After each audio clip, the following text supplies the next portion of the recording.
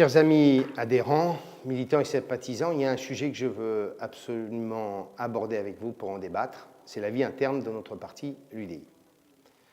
Pour bien connaître le fonctionnement des partis, j'ai toujours pensé que pour que la mayonnaise prenne, il faut que chacun, les militants, les cadres, les élus, les permanents, dans sa fédération au siège, s'y sentent comme chez lui, comme dans sa famille, ou avec sa bande de copains avec lesquels on refait le monde, avec lesquels on s'engueule parfois, mais avec lesquels on partage le même idéal et les mêmes objectifs. Et pour moi, voyez-vous, ce que nous avons bâti à l'UDI, enfin moi, c'est formidable, mais on peut aller beaucoup plus loin encore ensemble. Je sais que les fédérations veulent mieux exister, qu'elles veulent agir avec plus d'efficacité et contribuer plus étroitement à la vie du parti. Elles ont souvent le sentiment, disons-le clairement, d'être laissées pour compte, seulement activées pour les grands rendez-vous politiques ou les grands rendez-vous électoraux. De même, nos militants ont très souvent le sentiment qu'ils n'aient jamais fait appel à leurs idées, à leurs initiatives, et qu'après l'acte d'adhésion, il ne se passe pas grand-chose. On reçoit la carte et puis souvent plus rien après. Je vous propose donc quelques axes majeurs d'amélioration. Tout d'abord, je suis convaincu que nous devons décentraliser. La décentralisation, c'est en premier lieu la décentralisation sur le projet, faire en sorte qu'il y ait de grandes tables rondes, régionales, départementales, des états généraux territoriaux qui concernent les grands sujets qui seront notre marque de fabrique ou l'épine dorsale de notre projet politique. Les groupes de travail, il faut le dire, sont aujourd'hui trop parisiens. Il faut que les propositions bâties par les porteurs de projets fassent ensuite l'objet d'un réel débat en profondeur dans la région. C'est mon premier engagement. Mon deuxième engagement, c'est que les commissions nationales d'investiture soient précédées par des commissions régionales dans lesquelles les présidents et les délégués départementaux, les élus régionaux, départementaux ou municipaux soient en mesure de débattre à la fois des orientations politiques ou des stratégies politiques, mais aussi des investitures, et cela avec les responsables en charge de ces questions au niveau national.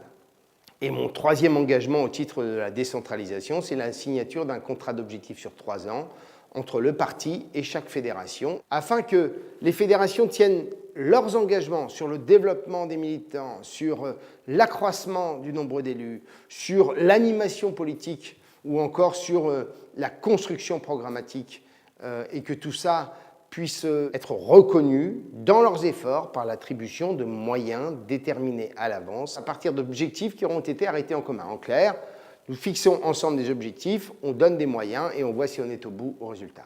Le deuxième axe, c'est bien sûr pour moi la nécessité d'une transparence financière totale. Pour la première fois probablement dans un parti politique, notre trésorier, que je salue, a présenté au Conseil national un premier bilan. Mais on peut aller beaucoup plus loin. Mon premier engagement, c'est le vote du budget de l'UDI par le Conseil national. Un budget dans lequel apparaîtront les lignes des principaux postes de dépenses.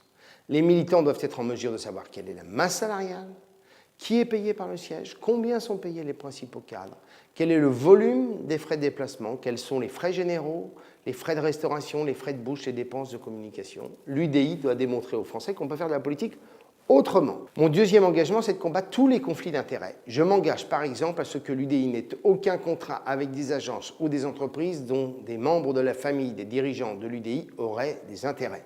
Il y a assez d'agences de communication pour ne pas faire travailler celle de son conjoint ou d'un membre de sa famille. Ma troisième orientation, c'est de créer une véritable dynamique autour de notre projet de communication interne et de nos militants. Cela passe par la mise en place d'un service intranet entre les fédérations et le siège. C'est la création d'une application UDI pour smartphone, favorisant la mise en réseau des militants d'une même ville ou d'un même département, permettant le débat entre les militants, favorisant les échanges avec le national. C'est ensuite la diffusion des comptes rendus des COMEX, des CNI ou des commissions nationales d'arbitrage. C'est enfin l'ouverture d'un droit à l'information à chaque militant afin qu'on puisse dégager les futurs candidats, une école des talents. Voilà quelques idées et il y en a bien d'autres.